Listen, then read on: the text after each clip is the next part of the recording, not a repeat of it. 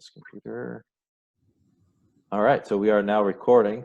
Hey, everybody, this is the Fort Knox podcast. We're going to be talking about resiliency here.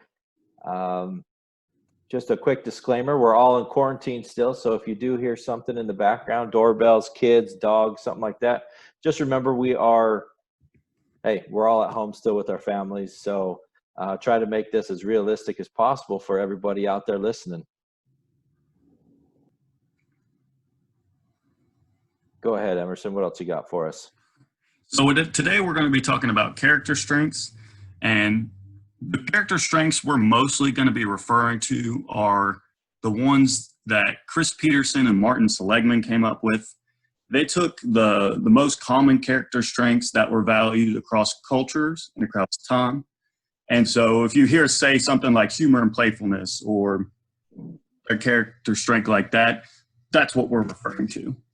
So we have here today everyone from the Fort Knox team. So we have myself, Emerson Gagnon, and Adam Williams, and we have Megan, Ross, and John here to join us as well.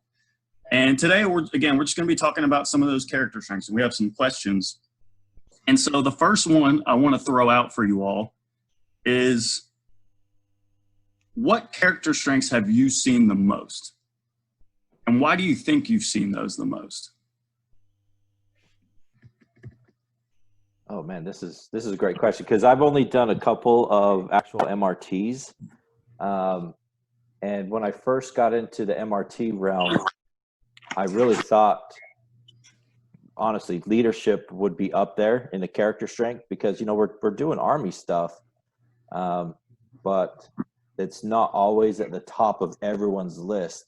And so I've really had to change my perspective. So I've actually really seen a lot of my own character strengths in a lot of people of, you know, humor and playfulness to bring that up at the top of a lot of people's lists. And surprisingly, since we do have a lot of recruiters here around Fort Knox, is their humor and playfulness is way up there. So that's what I've seen the most of. Yeah, I would agree with that as well. And also one that I think I've seen probably more than any other one, probably in my opinion, by far, would be honesty, authenticity, and genuineness. And I'd say it's probably for two reasons that I can think of. One, because it's the Army. It's a lot of, you know, what is the task? Here's how we get it done. Here's how you've done so far. It's either been good or bad. Take it for what it is. Either do better or keep up the good work. But really straight to the point, I got things to do. Here's what I can offer you. So I would say that's kind of the honesty side, just putting everything on the table. But also I think that comes with age as well sometimes. I saw something on the internet the other day. It said, when I was in my 20s, I thought that people cared. And when I was in my 30s, I realized people don't really care as much as I thought they did. And I was in my 40s, I realized nobody even knew I was in the room. So it's like, as you get older, you start to kind of lose that sense of desire for people to necessarily give, how do I want to say it, to really have a high opinion of what you say or what you do. It's kind of just, what I am is what I am. What I have to offer is what I got. And aside from that, I can't really offer you anything else. So I think honesty, authenticity, and genuineness are kind of pretty high within the military population, also within the age group that we tend to work with as well. I like that. We'll have to come back to that because I got a question about that too. I'll chime in here. Yeah. I think that I have seen love of learning activated or leveraged for some people, if not maybe more people than normal, had we been at work every day. I know a lot of people getting out there, trying new hobbies or doing things that maybe they wouldn't have otherwise had an opportunity to do, being at work.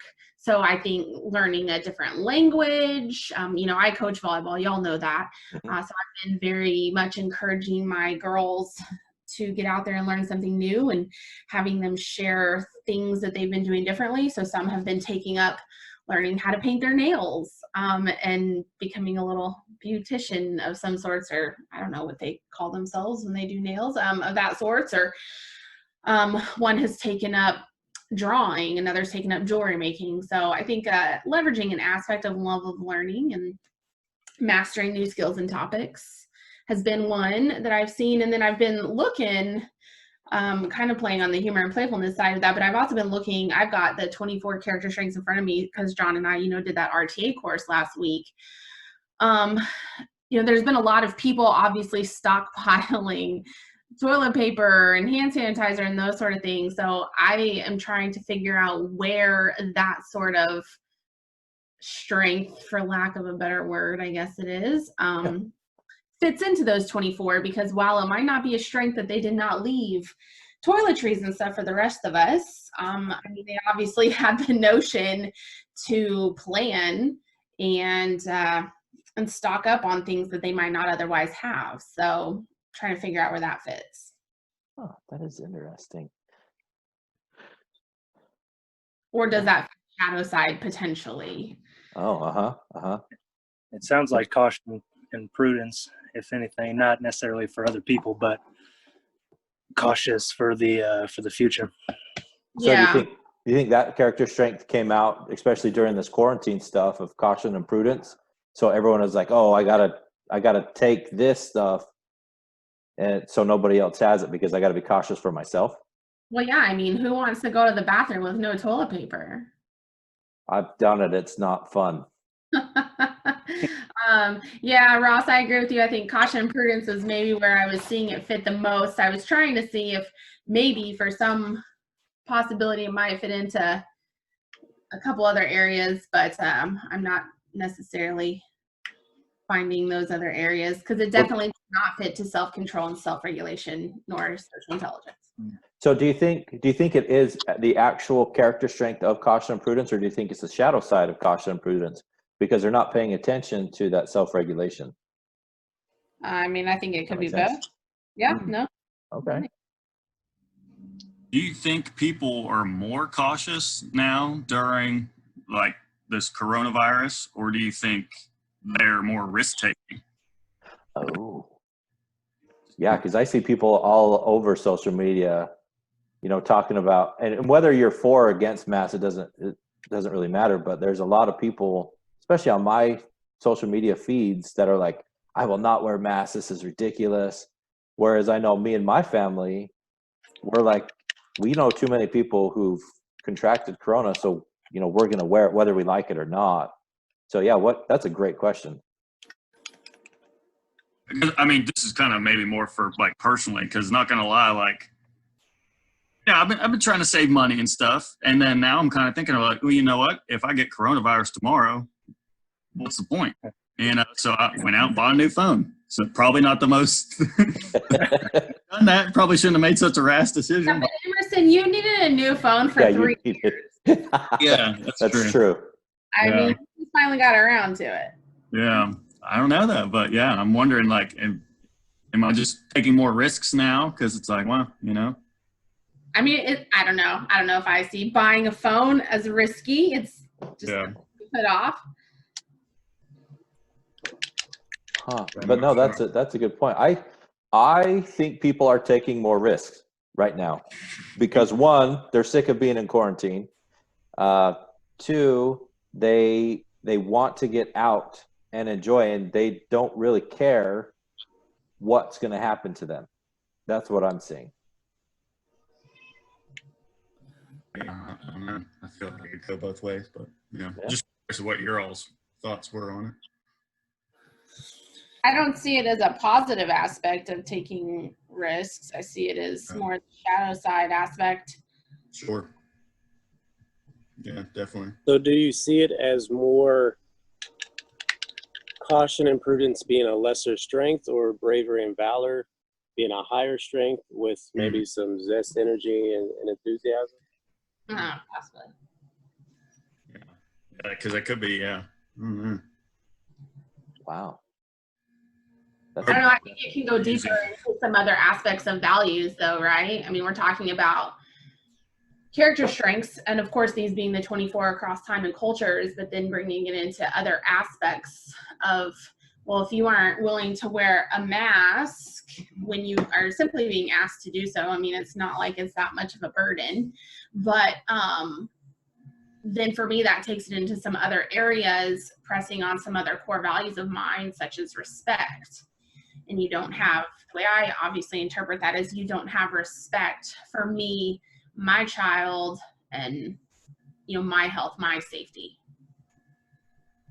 Well, that's an interesting point. Let me ask you all this. Do you think adversity develops character or reveals character? Because we're all kind of going through some adversity right now. Like kind of good. I mean, given that, in one way, this is kind of how I looked at it whenever I first learned about character strengths. Yeah.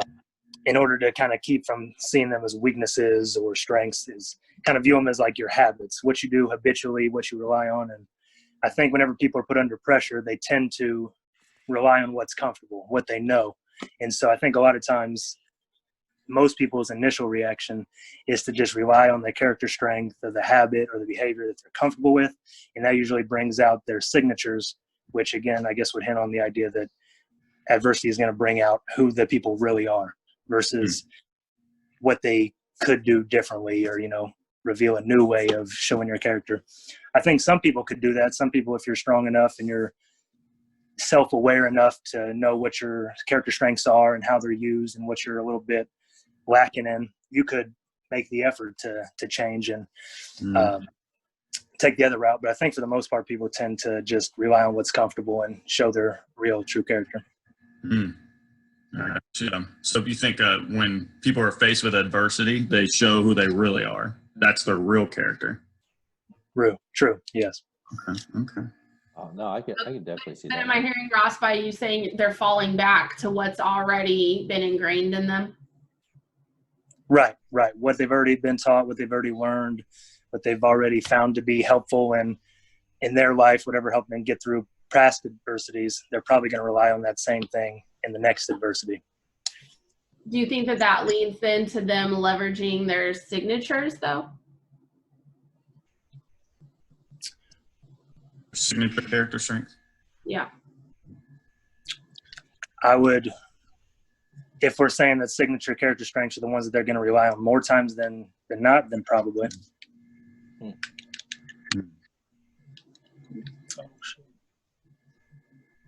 I like it. That's a good. So how do you think? Yeah. Go Okay. ahead. Oh no, Adam, go for it. No, well, I was just going to go back to core values a little bit. So, do you really think? What do you guys think of? Are your core values? Do they reveal your character strengths, or is it vice versa, or is it like kind of a copacetic thing where you get one and you get the other? Does that make sense?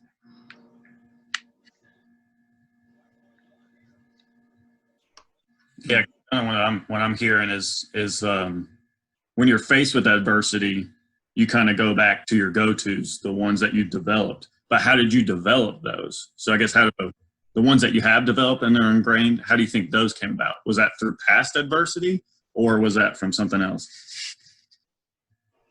I mean, it could go ahead.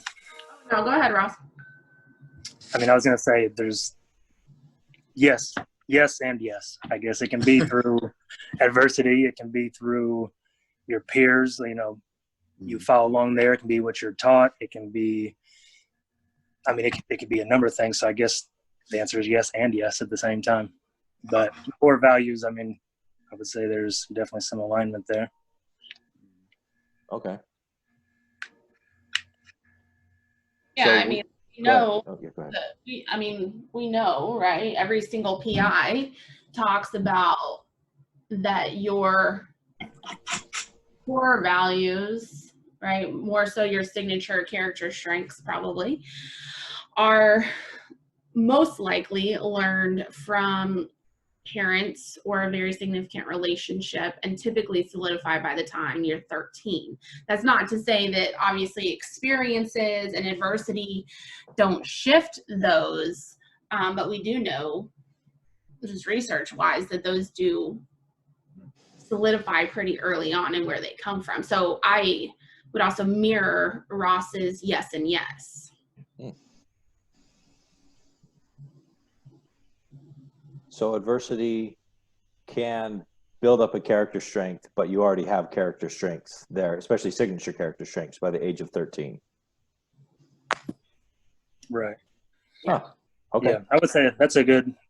I like that the last part of, or the I guess the middle part. We said adversity can change. I know if I went through something, and I don't want to speak that into existence, but let's say I went through something. Yeah, I'm not even going to try to play the guess what happens to me later game.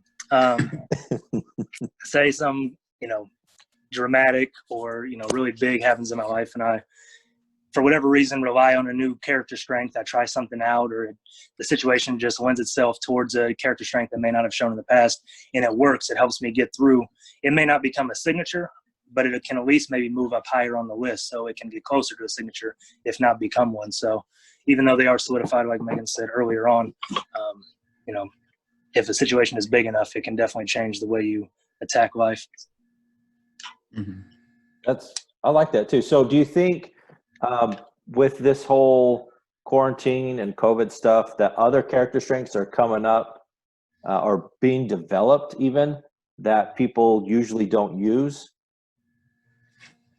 in order for them to get through this? I think it's possible. I wouldn't classify that to say everybody. Yeah. Okay, yeah.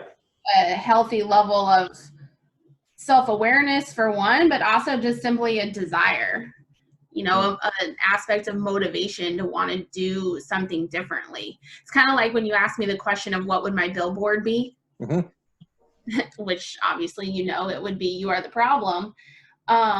Because there's got to be an aspect of motivation to want to do something different. And you can't just look at everybody else and point the finger at everybody else to do something different. You have to start with yourself first.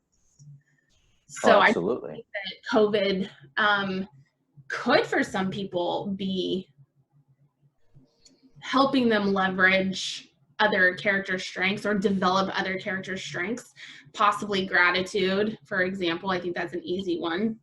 Or maybe it is zest, enthusiasm, and energy, and you're getting out of the house more, whatever that may be. Or perspective. Heck, maybe you're going and actually reading more than one article, and I don't know. So, but I don't think that's going to be the case for everybody. Yeah. Well, like you just said, there's going to be those people who just sit around and not want to develop, and they're going to blame everybody else for stuff. But those people who really want to change, maybe it's to get out of the house more, be more cautious. If they didn't have caution and prudence as a signature character strength, do you think they could develop that into a signature character strength to actually, get out of the house, be more cautious though, and help out their situation? Interesting question you posed. Do I think that somebody could make a lesser character strength a signature strength? Yeah. Well, through this adversity that we are going through, because we've talked about that adversity can help you develop, I guess you could say, right? Would that be saying it right? Could help you develop in a lesser character strength. But do you think it could help you develop into a signature character strength? I will probably also mirror aspects of what Ross said, that it might find itself close to being a character strength. So maybe it finds itself higher in the middle. If I like to think of character strengths is broken into essentially 3 areas: your signatures, your middles, and then your bottom, your lesser strengths that you leverage. So maybe it could move into the top half of your middles, but I think also just going what we typically see with the research of that your signature strengths don't change. I think it would be very difficult for a lesser strength to become a signature strength and just right now, and I say a short amount of time, it's only been 3 or 4 months. Yeah. but I don't want to say it's not possible. I mean, this is still such new research too, so I don't want to say it's not possible. I think the likelihood is less. That makes sense. Yeah, absolutely. Again, that's my opinion. That's not necessarily. Sure. Oh yeah.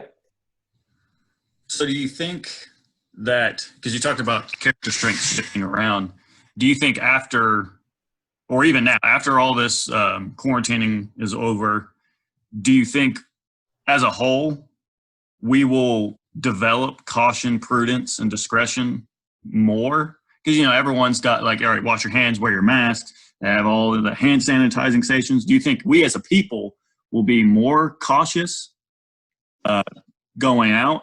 Or, I don't know, maybe think it's the opposite, that, you know, people are like, oh, I don't want to wear a mask. So they maybe overuse bravery or another character strength or something. Mm-hmm. Well, I personally think it's a lot like Ross said of right now, they're going to, as in everybody or people in general, right? Because we're always going to have those outliers. They're going to, at first, they're going to really lean on that. But then, you know, as time goes on, since it's not one of their, or it doesn't match up to their core beliefs and core values, it'll slide back down on the scale. Does that make sense? And like Megan is saying, maybe it'll be in the middle to where people are more aware of it, but then over time, it'll just go back to a lesser strength. That's my feeling. Go back over time, or you think this? I mean, this is kind of a big thing. I don't know when this is going to end. But I feel like even once we're allowed to go back out into the world, you know, still going to be these hand sanitizing stations. I feel like people are still going to be a little cautious, and I don't know how long this will last. Maybe this is the new norm. You know, so do you think we will all develop more caution and prudence, or you know, will we resist it and maybe something else? I mean, I think just what I've already seen of people out and about, that, I mean, you don't have as many people wearing masks. Although I do feel like I'm seeing more people wearing masks now than when we were more at the peak. Now it's mandated. Yeah. Yeah, true. Yeah, it is mandated. But I think even before it was mandated, I've seen more people wearing masks. But I don't know. I think for me, it's like once you see that there's going to be a vaccine and we finally have a way to treat coronavirus, or when you get it, well, COVID, if you do happen to become exposed and test positive, it's like the flu, right? So we're not going to be maybe as cautious because we have vaccine, we have medicine that we can take for it now. So it's not going to be, for lack of using my humor and playful, it's not going to be like as much of an STD, you know, at this it's like, oh my gosh, COVID-19, you got the Rona. It's like you got an STD or something. I don't know, but I don't think it's going to be like that serious anymore. It's just going to be like the flu. So I think we'll leverage aspects of caution, but again, if it wasn't already maybe fully ingrained in something that you actually value, you know, washing your hands, hand sanitizing. I know for myself personally, I'm guilty of, I don't use hand sanitizer every time I walk into a building and every time I walk out. I did that more a month and a half ago at the peak. I do wash my hands more, but I'm not using the hand sanitizing stations, although I've got about 15 masks flying around here. That's something I'd never expect to have in my house. But I do think that when things start to get back to a newer normal, that it's not, that people will fall back to their habits. Similar, like Ross was saying, we will fall back to what is comfortable. Sorry, that word salad-y and long. It's all good. No, it works great. Yeah. So switching gears just a little bit, not that I don't love talking about coronavirus the whole time. I know we were having a discussion a few weeks ago about character strengths, and Ross, you brought up a really good point. I don't know if you remember it, about how to leverage your character strengths I believe it was for outside of work. If you remember that conversation we had. Yeah. So I can't remember how the conversation started, but we were talking about how some people might struggle in a different environment than they're used to. So like, an Army leader is used to leading in the Army. When they get home, they're thinking, okay, I'm at home. I should use a different set of character strengths. I'm supposed to be funny and kind and extra generous, whatever. And then that's why they struggle, is because they're at home for sometimes 24 hours a day, and they're trying to be a different person. So instead of trying to use different character strengths, learning how to leverage the same character strengths you might use at work, but just in a different way. If that makes sense. Yeah. How do you do that though? Because I mean, like, what if you've been given like feedback or been told to not be who you are? You're like, hey, yeah, you're really funny, but like in this setting, you shouldn't be cracking jokes all the time. Or, maybe you're too nice. You need to be a little bit more mean or something. Or maybe you're too forgiving, and you let people just walk all over you. So what do you do if you're given feedback, maybe by a superior, to say, yeah, don't be who you are? That's a tough one. I mean, I think you should be your true self, but like, what do you do when you're like, yeah, don't be you? Well, you bring up a good point, because when I was in sales, I would come home after a long sales day and selling a bunch of nuts and bolts. And I would try to talk to my wife and my kids like I would talk to my customers. And my wife actually sat me down and was like, you can't talk to us like that. Now, a little bit of background, I would sell nuts and bolts basically to construction companies, and they're a bunch of roughnecks that, you say it like it is, and, you move on. And it fit really well into some of my character strengths, because I could just be who I was and a little bit of roughneck and sell to them. But I'd get home and talk the same way and not really notice it. And my wife was like, nah, that's not going to happen. You need to switch when you come home. So I've had to learn to, when I'm home, I have a different set of character strengths, I guess you could say, that I use for home. It's still true to me personally, but I've had to switch it up, if that makes sense, especially during that time. Yeah. So that's what you're meaning, right? Sure. Yeah. And I'm just kind of curious, like, what do you do? Because what if you're in a job that you have to act differently than who you really are? And I mean, to me, I would say, like, well, maybe you should get a different job. But I get that's not like a practical answer, because, maybe that's the only job you have and it pays the bills, but maybe you don't like it so much because you got to be someone else. So, like, what do you do? Like, do you just say, screw it and be who you are anyway and don't take the feedback? Or that's what I was.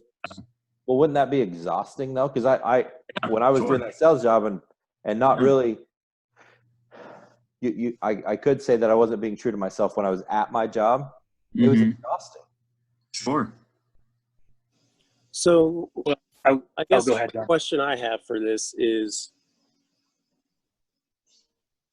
if we're operating through our true selves and our character strengths, and then, we're put in situations where maybe our true self or our best self isn't appreciated or valued, or just not, I guess, appropriate for the environment that we're in, are we saying that somebody can't learn a skill to amend that? I mean, are we saying that character strengths are your personality and that sort of thing, and that they're so inflexible that we're not able to change those without changing who I am as a person? Does that make sense? So if humor and playfulness is a signature of mine, but I get the feedback, hey John, you're cracking jokes in inappropriate times and that sort of thing. Is that does that now mean that I can't be me, or does it just mean that I need to work on a skill set? So maybe work on the skill set again, self-regulate a little bit, or or maybe professionalism. I know it's a character strength, but I don't know.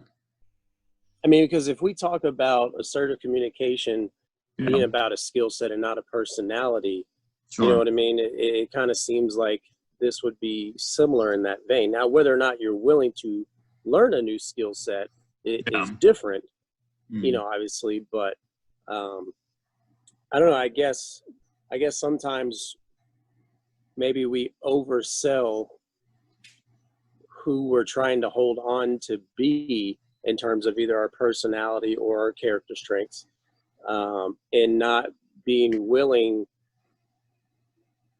to look at ourselves maybe from a different perspective in order to not shed who we are, but to, again, like I said, learn a new skill set. I mean, so if it's about communicating more effectively, then that's a skill set. If it's about, you know, being able to be a little bit more personable, then that's a skill set. So, and I'm just kind of throwing that out there, but, you know, I, like Adam suggested earlier, I think that would be exhausting to all of a sudden, you know, I've got signatures for work and I've got signatures for home. Well, then it sounds like you've got split personality, and you know, you're going to be exhausted. And then if I'm exhausted, obviously I'm not operating through my true self in either scenario. That brings up a good point too, because are you really being yourself at either place if you're not being, or which one is your true self, or are either one of them? Because that split personality isn't really true to who you are either. So I like that. That's a good point. Yeah. Well, I was thinking along the same lines of John, in the sense that you can't have, you know, different personalities at work and different at home. And, you know, the example he used of cracking jokes at the wrong time, is that not the shadow side that we're talking about here? Mm-hmm. You know, so again, I think there's a level of self-awareness that, yeah, sure, if you get some feedback from your supervisor of whatever it may be, taking that feedback and figuring out what is your game plan to dial that particular aspect back. If it is cracking jokes at the wrong time, dialing that back, but also tuning into why is that happening? Is it you're cracking jokes because you feel uncomfortable? Is there a particular trigger? So, you know, taking us into this realm of self-awareness, and for lack of throwing out a skill, of ATC, right? What's the activating? What's all the behaviors that are flowing as a result? But I know for myself, I think going towards Emerson's question of, like, if you have signature strengths and maybe they don't work at work or something like that, that was one of my very first questions that I remember in my level 1 course. I went to the primary instructor and I word saladed out a question to her, and I was holding back tears, you know, trying not to cry, but just saying, like, what if at that time, the signature character strengths that I had weren't conducive to my job, and my job obviously being an MRTPE. So feeling like the best of who I was not good for the type of environment I was in, right? Working with the military and needing to feel like I needed to tailor back my humor and playfulness and my zest and my kindness. You know, I'm too nice and I'm going to get walked on or taken advantage of or not seen as credible.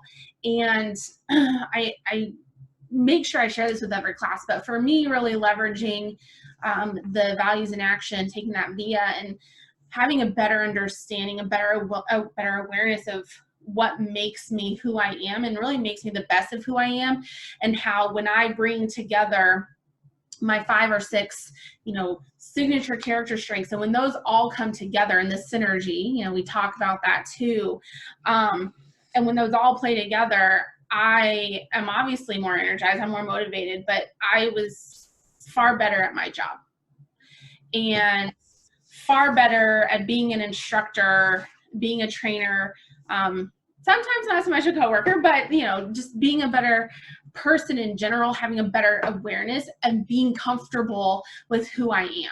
My humor and playfulness is different from John's, and I have a more dorky sense of humor and playfulness. Like I would call myself kind of a dork in that fashion, but it's what works for me. And it is who I am. And it does work very well for me as an instructor.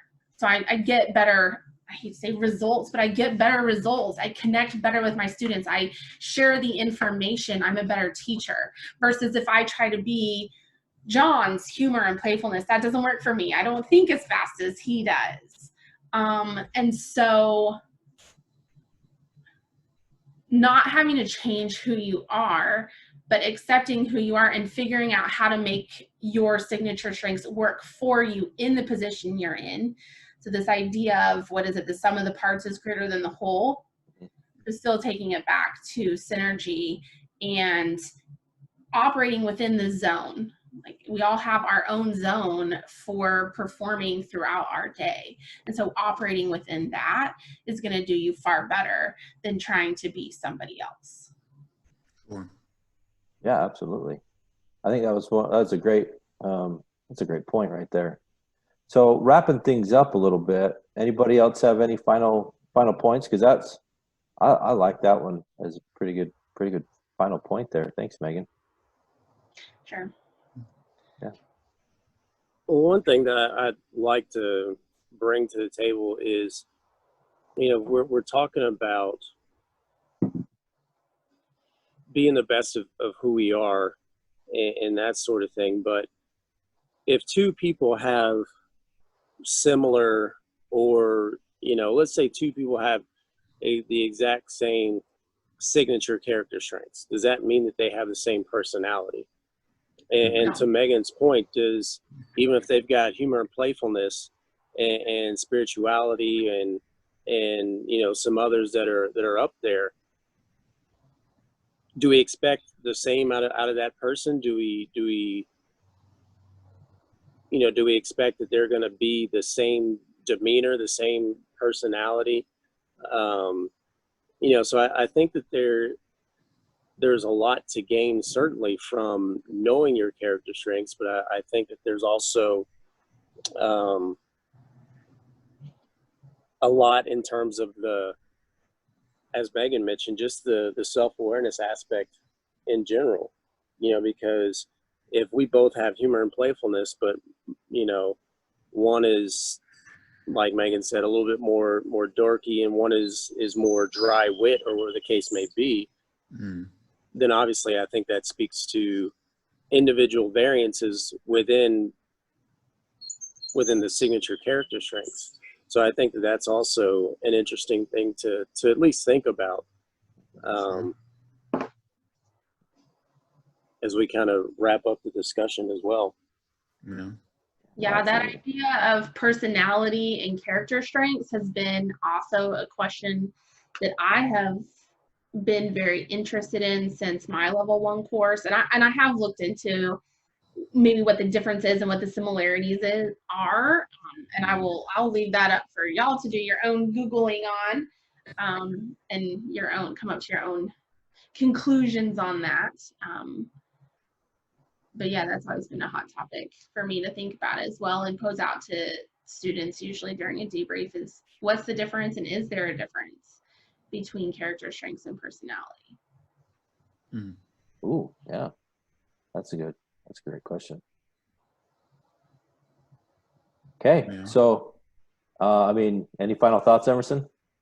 So hopefully we didn't confuse the crap out of everyone, but if you wanted to know your character strengths, go online and look up the VIA survey. The VIA stands for Values in Action. It's the VIA survey and it's Authentic Happiness, right, at UPenn. Mm-hmm. Is that correct? Yeah. So You go on there, take that survey. They'll ask you a bunch of questions, and then it'll rank you out of 24 different character strengths, and it'll tell you which ones are your top. It'll rank them in order from 1 through 24. So Yeah, it won't rank you as an individual. It just ranks your character strengths. Yeah, exactly. It only takes about 15 minutes. sure. Yeah. Yeah, absolutely. All right. Well, thanks for listening. Make sure you like and subscribe to our brand new Fort Knox R2 Performance Center YouTube page. It'll be awesome. And we will talk with you guys later. Thank you.